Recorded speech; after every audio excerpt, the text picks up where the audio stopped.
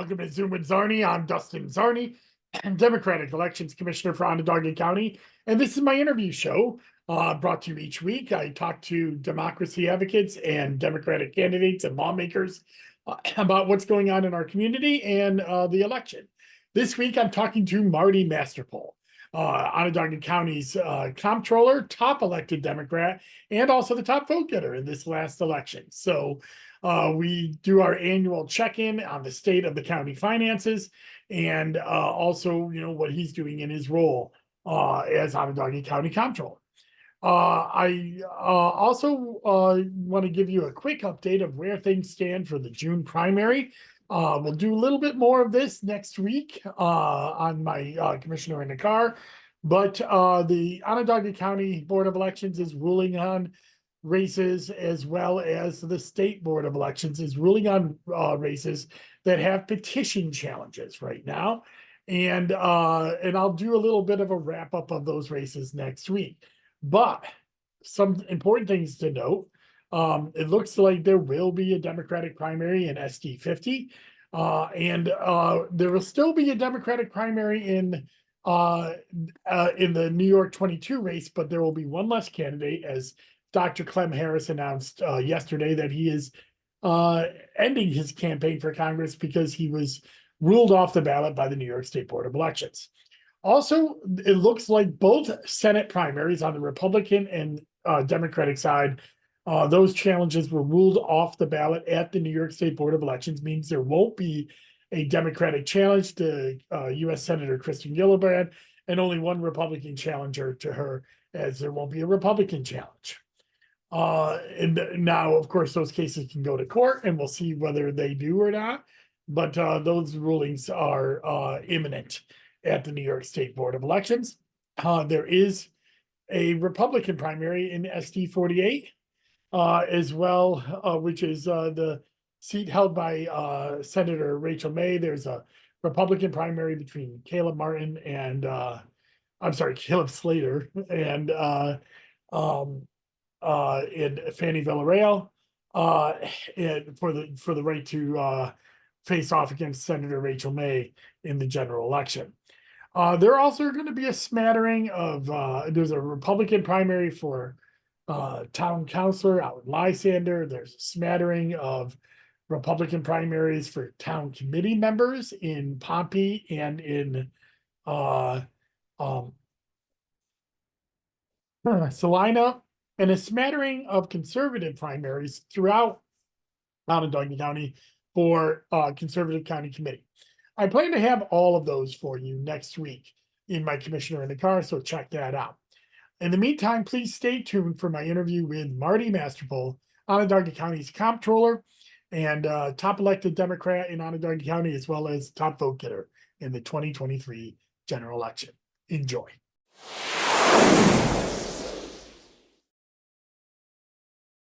And we're back, and I'm very happy to have my good friend, Onondaga County Comptroller Martin Masterpole, the top vote getter of the 2023 general election, and he didn't even pay me to say that. It was a massive win this last time, and he's entering his second term. But before we get into that, Marty, I'm glad to have you on this week, especially because you and I have known each other a very long time. You were a Syracuse Common Councilor and an Onondaga County legislator. And I think you have a unique perspective because this is a tragic week for Syracuse and Onondaga County as a whole, as we lost two officers for the first time in 30 years, and we laid them to rest this last week. And because of your unique position where you've dealt with both the city and Onondaga County, as a legislator, you've dealt with the police department and the sheriff's office quite a bit. I just want to kind of give you a chance to talk about this tragedy in our community and maybe how get your perspective on it. Yeah, I mean, obviously devastating, Dustin, my heart bleeds for the families, the city police, and you think they're two very different type policing agencies, but they're not. The officer who was following up on a call into Liverpool and Lieutenant Husak from the Sheriff's Department responded to that call to assist, the city police, and it ended up being a tragic day. Just devastating, just absolutely devastating for all of us.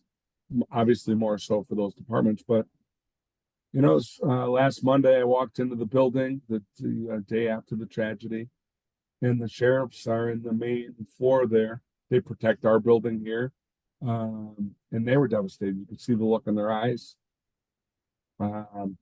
Just tough, really, really tough. Came into the office. One of my staff lives in the neighborhood where the incident occurred. Then you have a son-in-law of one of my staff is on the job, and everybody's just devastated. And I can't imagine being Sheriff Shelley, Chief Cecil, or any of the men and women that fight hard, to protect us every day. Just brutal, and God bless them, and my heart goes out to the families. Yeah, it's amazing to hear that it's been 30 years. And it's both amazing that it's been so long, but also that it happened at all. And seeing so much outpouring and love and support for those two gentlemen who, paid the ultimate price just to serve and protect, just responding to a call is devastating. And I just wanted to hear your perspective because of your unique background and in working with both agencies in your time in public service. Um, I'm doing something a little different with these Zoom and Zarnies with our elected officials that aren't running for a re-election, or because I'm trying to get people to understand what it's like to live in the public life, what it's like to be a public official. And you're kind of a unique situation in that you're entering your second term. You're one of the few Democrats that, on the county-wide level that have actually been around for a little bit now, that aren't on the judiciary, and I can't talk to them. So, but I can talk to you, and you're entering your second term. So, what is different about going into this second term? You're a little over your 100th day into the second term. Um, is there anything different, or is it the same job, or are you looking at charting a little bit different course? I'd say it's different. Certainly, I'm sure people remember March of 2020 when a global pandemic hit. Also equally as tragic. I mean, we were losing lives across Onondaga County. Very public. That it was reported every day, on TV, but very private, where you didn't really know all those individuals. A different sort of tragedy from what we just experienced with our law enforcement. But the world shut down. I mean, I showed up here January 2nd was the first day in office on 2020. I think it was March 16th. We sent all our staff home. They worked remote for at least 2 months or more. Then we were back with split staffs. We were back with masks or whatever the case may be. And more so than that, the job changed, right? Because we went from being the big bad auditors, if you will, to let's make sure we're approving the purchases of masks and test kits and vaccinations and testing sites and, a different type tragic situation in the sheriff's department and Syracuse Police Department. You're trying to respond to calls without getting yourself or someone else sick. It was weird 4 years ago. So up until last Sunday, when everybody really got a shot in the arm, it was starting very different and very, I'd say almost back to normal, if you will. But I think we've gained, and I say we, my staff is very much a part of me, if not all of me. They've gained some credibility. My thoughts and conversations with them and whatever is make sure we're right when we're auditing. We're going into those departments and thorough investigations. We're not in a rush, in a hurry to do anything, because that's when you get things wrong. And I think we've gained some respect by that. You know, a department now, if we reach out and say, hey, we're coming in to examine, audit, whatever, you know, X account, or we want to take a peek at this. I think department heads have been, you know, more respectful, and I don't know if respectful is the right word, but more welcoming in saying, sure, because they know that we're not there to hurt them. We're trying to help them. And we're trying to, and in some cases, help me help you, right? If I can prove that you and your department are doing a good job, that's a good argument to the legislature that this department needs more funding and they're doing a good job. This money isn't wasted. Or, of course, there's a flip side. There's some mistakes here. Let's clean it up before we, you know, go in the other direction. So the job is very different than it started 4 years ago. I mean, 4 years ago, I barely knew people's names, inheriting almost 30 staff. Once again, all wonderful people. But it got off to a crazy start 4 years ago. We're in a much better or different spot than we were. But it's also nice, you know, in a situation where a tragedy where, you know, that has dominated this conversation so far, but it should, is people care for one another. They're good. My staff is great. The staff around county government is really good. We had a really tough situation with, you know, Department of Children and Family Services. The county executive took quick action in another couple tragic situations. And Onondaga County's off to a rough start mentally, I guess I can say. But we'll rebound. We'll do what we have to do, and you know, try to make sure that our departments are held to the standard that the taxpayers would expect they would be held to.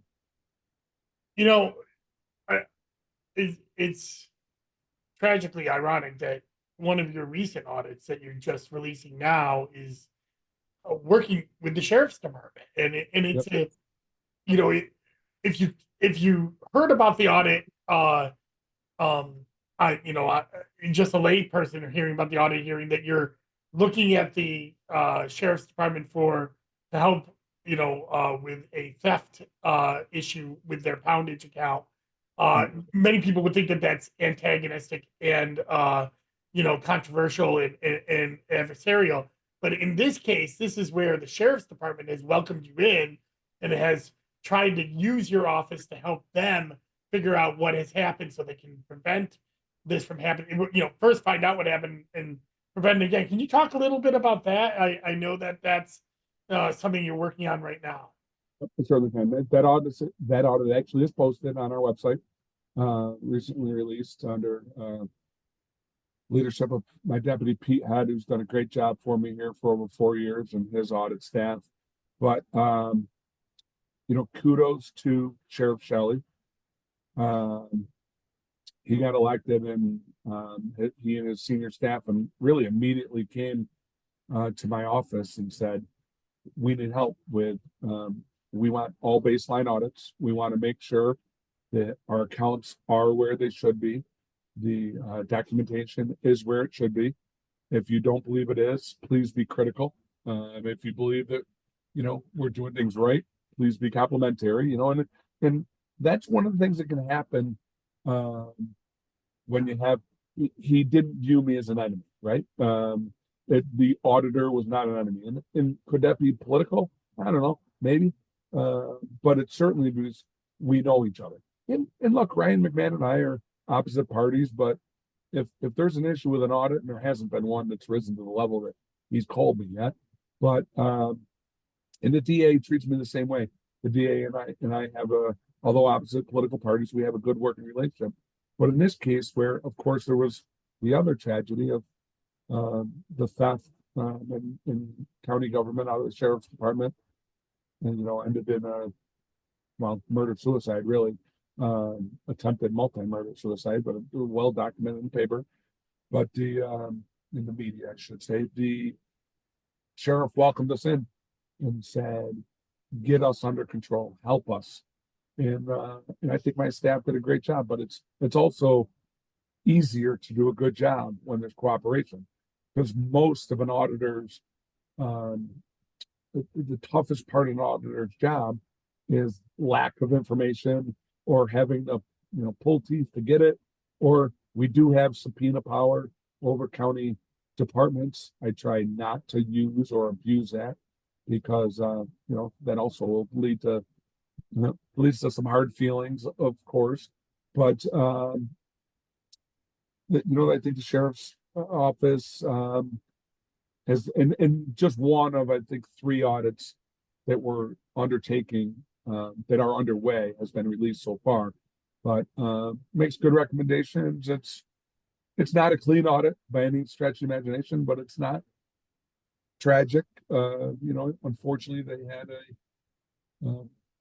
a thief manipulate the system, and we saw what happened. So kudos to the sheriff's department, but really, all the departments right now have been really, really good they trust us. And I hope that's my message to them.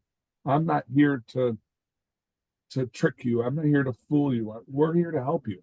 We're taxpayers like you are. So help me help you. If there's an issue, help us solve it. If we can't solve it, maybe I've had a great working relationship with Comptroller DiNapoli. We have a working group. We actually have an upcoming meeting of the countywide finance officials. I invite all of the either comptrollers from the town. They also have some appointed. No town has an elected comptroller, but their finance officials, their supervisors come. The supervisor McConnell in Lafayette is hosting the meeting, and we have one of the deputy state comptrollers coming. So we do everything possible to get the most information out there to these towns and villages and departments and everywhere. We're here to help you, but we can't help you unless you allow us to. So, and it's been good, and that's the approach I've taken, and I think it's worked.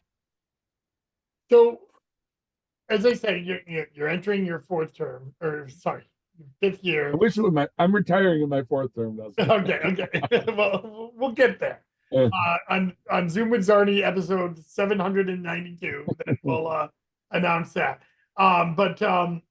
So you're entering your 2nd term, your 5th year.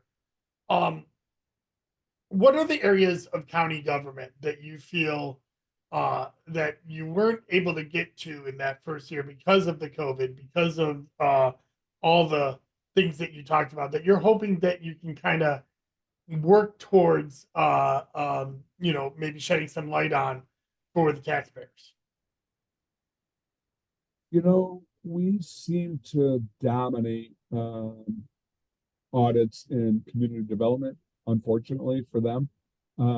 There is a rule in our single audit, it's what's called, that we must audit those programs that receive over $3 million in outside funding, state or federal funding.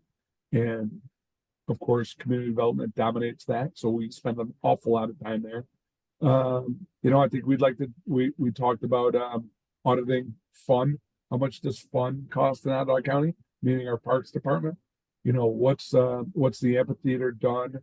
What's the on center financials look like? Of course, maybe a baseline into early time. Obviously, the aquarium isn't built yet, but that's certainly full steam ahead. And what does that look like, or what might that look like going forward? I don't think we've spent enough time in those ancillary departments. We touched on a audit with WEP, with a wastewater treatment, and, all the sewers.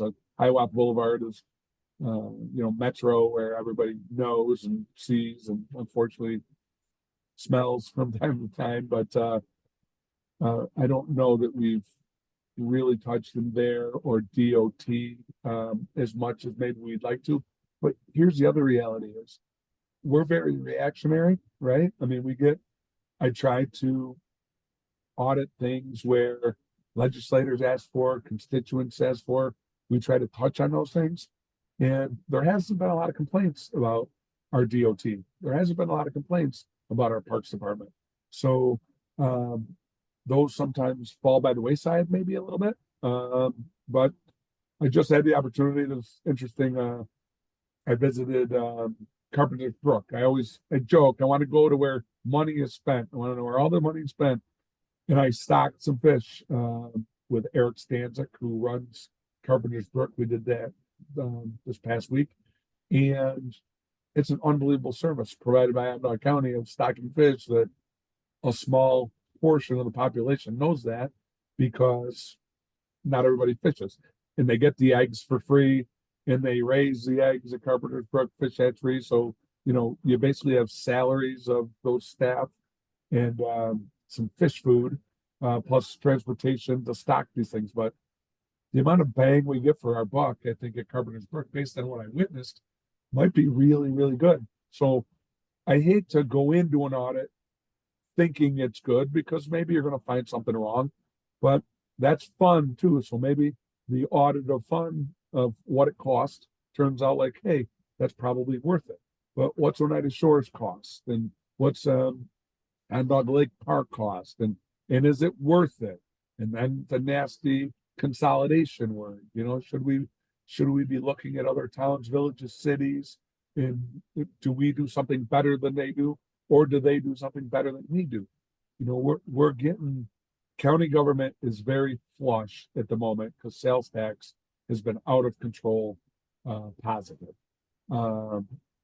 But that could turn quickly. And, I'm hearing and seeing some towns and villages fighting the property tax levies, having to raise taxes. We might get to a breaking point here soon. I hope not, but the horizon, if sales tax doesn't keep doing what it's doing, we could have some problems on our hands, and the consolidation word could be real. So if we're auditing those fun things and those things that county government does, we should be able to come to a place where we can agree that these are probably things where we should consolidate our services. You mentioned the aquarium. I didn't know if I was going to mention it during this podcast. Yeah, it always comes up, Dustin. It Right? always comes up. And so you know what? Let's talk about it. Where does it stand? Because I think even like somebody kind of logged in like I am, I don't really know where we stand with the aquarium. I know it's funded. I know the studies are being done, but where do we even have a target date for when this might open, when construction might begin, these kind of things? What? Yes. So, Yeah, so we're yeah, very go ahead. much, they are very much moving forward. The money was allocated out of fund balance, cash.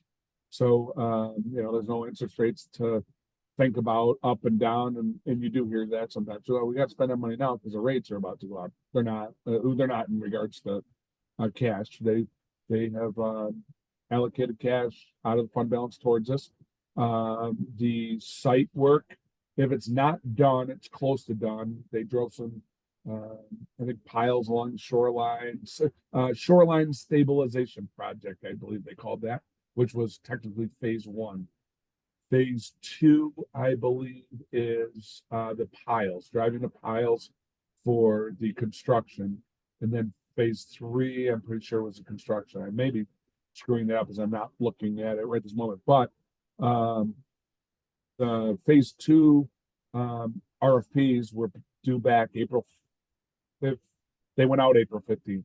They're in the field right now. So those RFPs, I believe, will be back in the middle of May, and then they can get a better handle on this is how much. And I take that back. The piles, I should know this all, but I believe the piles were awarded, and whether they came in over budget or under budget, it wasn't anything monumental. The construction is what went out on April 15th. That is due back, I believe, in the middle of May. So then we'll have a better idea of what the actual costs are going to be for what they want to build. The studies from beforehand said this project's going to be 85 million, and so budget and allocate funds as such. with interest rates and economy and all those things, is it gonna, who know, we'll know more soon, but they are very much, moving forward. I believe that they want to start, shovels in the ground construction this construction season. And I believe the proposed opening date would be, is it fall of 2025, I believe, or maybe spring of 2026. It was somewhere in that vicinity. So yeah, it's full steam ahead. There is, I guess, while I disagreed with the county executive and legislature on this project particularly, and it's a matter of opinions, whatever. To their credit, they've dug their heels in, they're moving forward, and the county executive keeps saying, we can have, well, we want more lead remediation. And they say, we can have both. We can have lead remediation and we can have a burn. And, allegedly, the Micron leadership team wanted the aquarium. I never heard that from the Micron leadership team. Yeah, that seems a my little ears, but that was elected. But maybe that very well could have been the case. So, but yeah, very, very, very much moving forward. I didn't know Micron was in the aquarium business, but apparently they were. But you know what? That kind of we'll take that because it's a good lead into what I wanted to talk about. Next was Micron, because here we are. This is airing Friday, the day after President Biden's coming to town, to talk about the $6 billion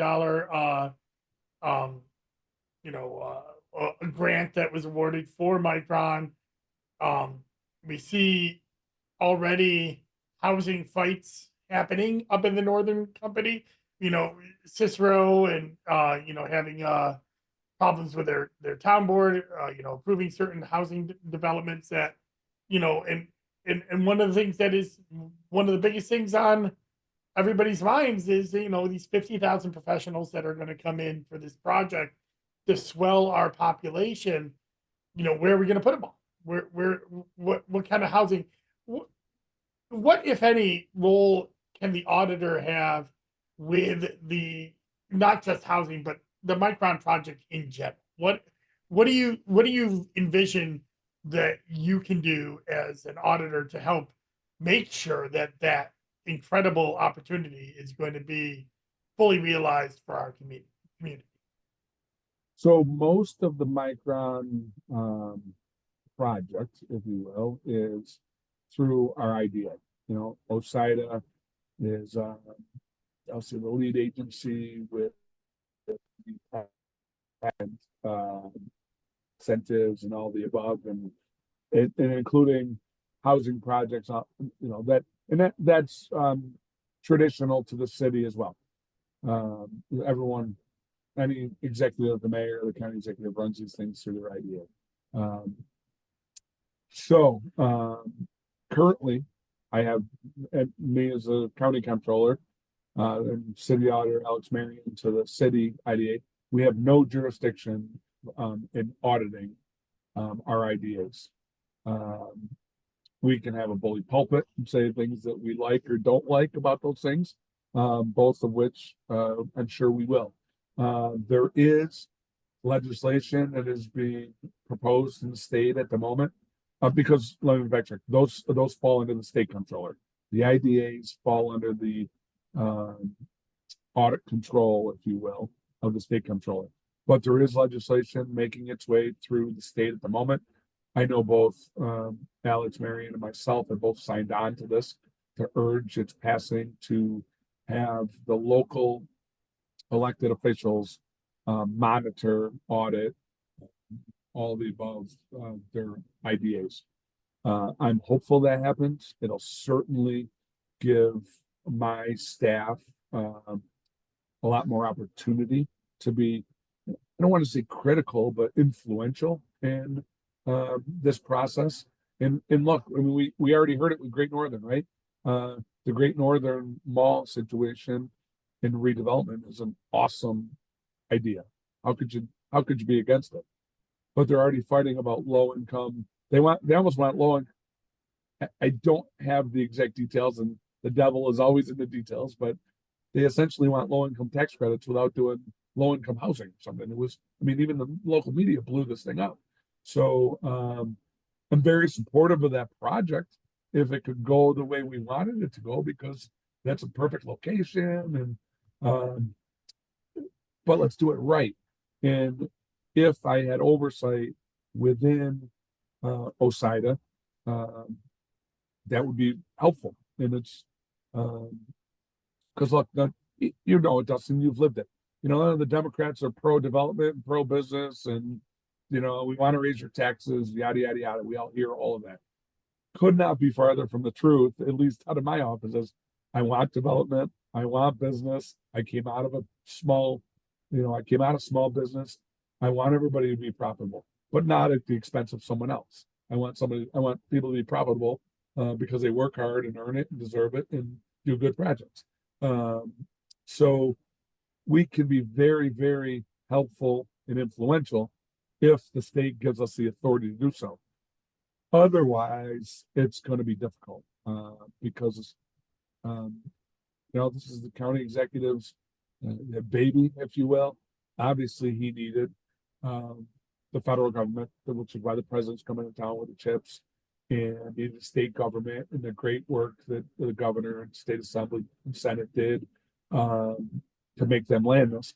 But certainly, the county executive worked hard and had White Pines ready to go for this project. So it's nice to work across party lines and make all these things happen, but let's continue to work across party lines to make sure that this is done in the right manner.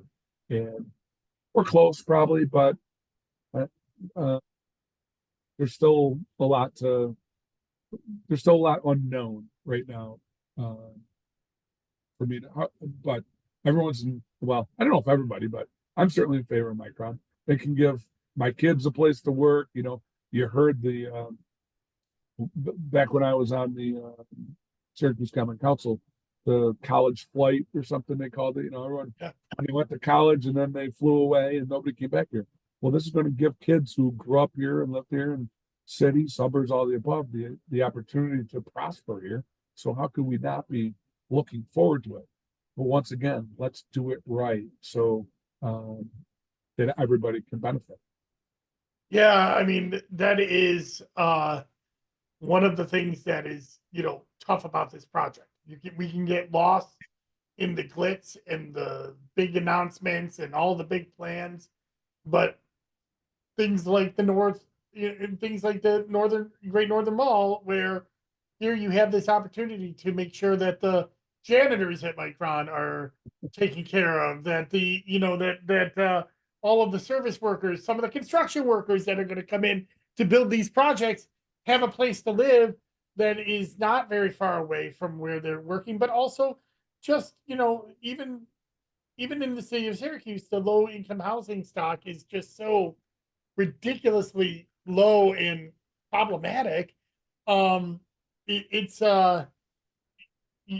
you hate to see these NIMBY type of Right. reactions when we could all raise up together. I mean, it's a problem. Well, that's the interesting thing with the Great Northern situation. And once again, I'm very supportive. I hope that thing goes full steam the way it, I guess, originally was planned, or I'm not sure if it was originally planned. But this wasn't even a political fight. All of a sudden, it blew up before anybody even really knew what was going on. So, and maybe that was local media that got it. Maybe it was even Ryan McMahon and the county leadership that said, "Hold on, you can't get these tax credits unless you do this." So it's not off to a great start, right? I mean, that's but I hope it, and it can. One mistake can be turned around very quickly, and I hope it does. We all do. Well, we're kind of getting towards the end of this podcast, and my favorite lazy question that I like to ask is, "What haven't we talked about?" So, floor is yours, Mr. Masterpole. What's something that you want everybody to know? You want to leave the listeners, viewers with? Boy, this and you know, when I'm campaigning and running for office, I can usually rattle this off pretty easily. But you know, I don't know. I think what do I want? What haven't we talked about? Might be even what we have talked about, but I want to reinforce. You know, we had tragedy in the county, to the Syracuse Police Department, county sheriff's office, the great workers in county government, in our social services, Department of Children and Family Services. Keep doing the hard work that you're doing. It's recognized. It's hard, and our heart breaks for everything that's going on. But keep doing what you're doing. Well, that's great. And Marty, thank you so much again for taking the time to be a long serving public servant and for our community. I'm so happy that you're there for another term. And happy that you're my friend and you come on Zoom with Czarny when I ask. And we'll look forward to the next year, and we'll talk to you around this time next year. Anytime, Dustin. Thank you for having me. And that was my interview with Marty Masterpole, Onondaga County Comptroller. It was a great interview. I'm really appreciative for him taking the time each year to check in with us and letting us know what's going on in Onondaga County. This next week, weekly walk this weekend, will be New York State. I'm looking at New York State as a whole and how it looks as we are electing a U.S. Senator this year. So we do have a statewide election. So I'm going to check in on New York State. It's the first time I've checked in on New York State since 2022. So let's see if there's any changes there. Commissioner in the car next Tuesday will be talking about what races survived petition challenges or didn't survive petition challenges for the 2024 June primary.